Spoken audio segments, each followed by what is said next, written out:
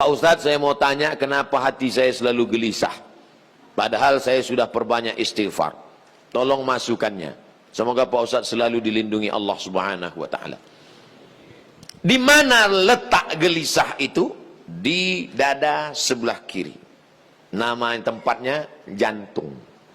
Tapi ada yang bilang hati, Pak Ustadz. Kombinasikan aja dua, jantung hatiku.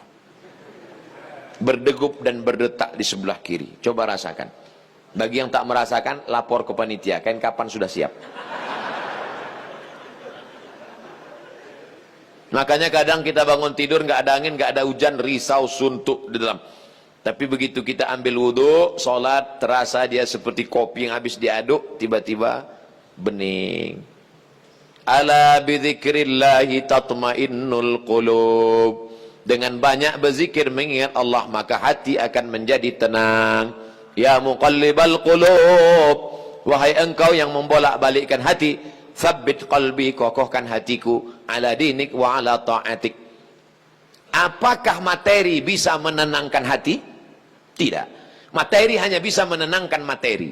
Materi lambung. Lambung hanya bisa ditenangkan dengan materi. Apa dia? Nasi uduk, ayam penyet, ayam pop, ayam mati. Tapi non materi hanya bisa ditenangkan dengan agama.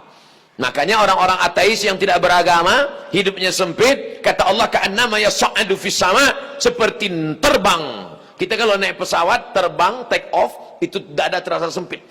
Begitulah orang yang tidak berserah diri kepada Allah, sempit. Akhirnya mereka mencari ketenangan kemana? Sabu-sabu, pil anjing gila, sakau, penjara, kalau ketangkap BNN, mati.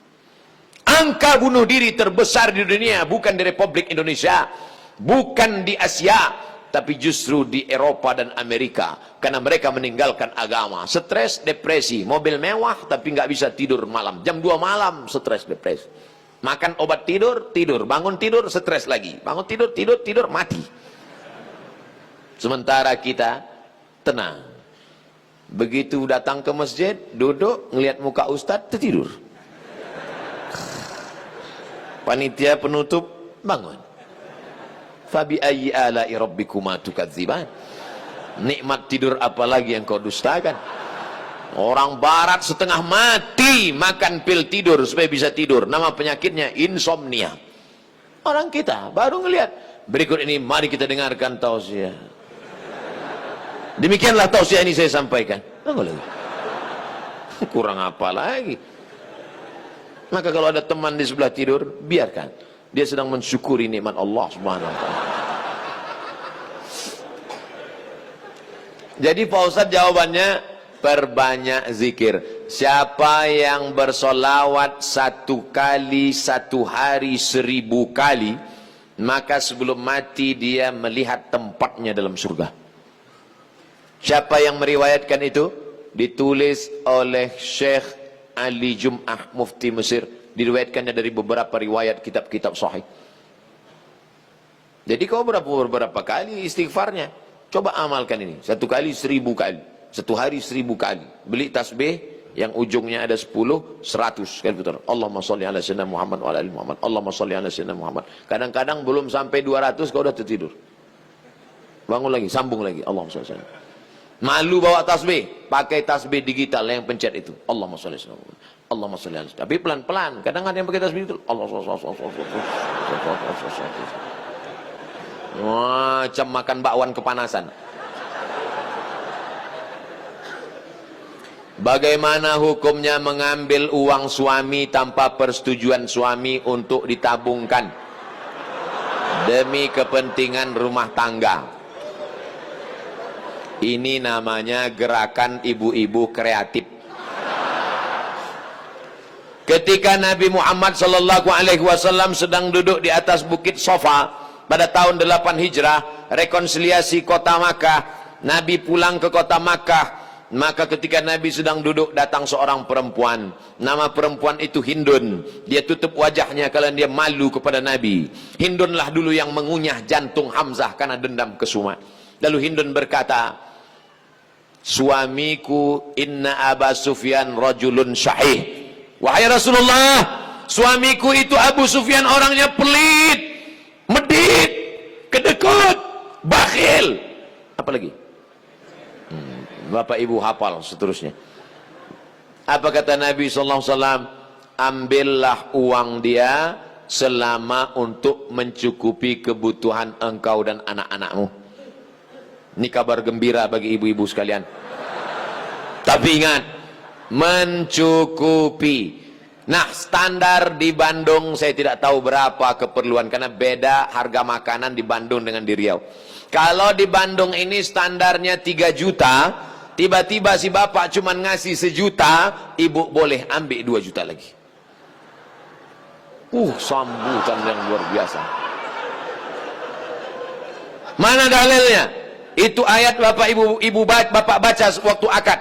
Wa ashiruhunna bil ma'ruf. Pergaulilah mereka dengan ma'ruf. Ma'ruf diambil dari kata urf. Urf artinya tradisi setempat. Dasar pengambilan hukum dalam Islam ada 10. Quran, hadis, ijma', qiyas, syar'u man qablana, saddu zara'i, qaulus sahabi, istihsan, istishab. Urf. Urf artinya standar umum di kota Bandung berapa. Kalau umumnya di Bandung ini 5 juta, ternyata selama ini dia kasih 2, berarti ibu bisa ambil 3 menurut standar dan ketentuan berlaku. Tapi lebih dari ini tanggung dosanya, saya nggak ikut-ikutan. Saya nggak mau nanti terhalang masuk surga gara-gara ini. Abdul Somad masuk Jannatul Firdaus. Begitu udah mau masuk, datang bapak-bapak dari Bandung nuntut. Wah, saya nggak mau gara-gara ini. Di lingkungan tempat tinggal ada anak yatim. Kita insya Allah bersedekah. Tapi di saat ada keluarga yang sangat butuh bantuan, gimana Pak Ustadz? Wal jari dzil qurba wal jaril junubi. Ada tetangga tapi enggak kerabat, tapi ada tetangga dan ada hubungan kerabat keluarga, maka yang didahulukan adalah yang ada hubungan kerabat. Itu kaidahnya. Baik dalam hal membantu maupun dalam hal pergi kondangan. Undangan hari Ahad ada 5. Bagaimana kita menyusun skala prioritasnya? Yang pertama tetangga kerabat. Habis itu tetangga tidak kerabat. Habis itu teman sekantor. Ring 1, ring 2 gitu.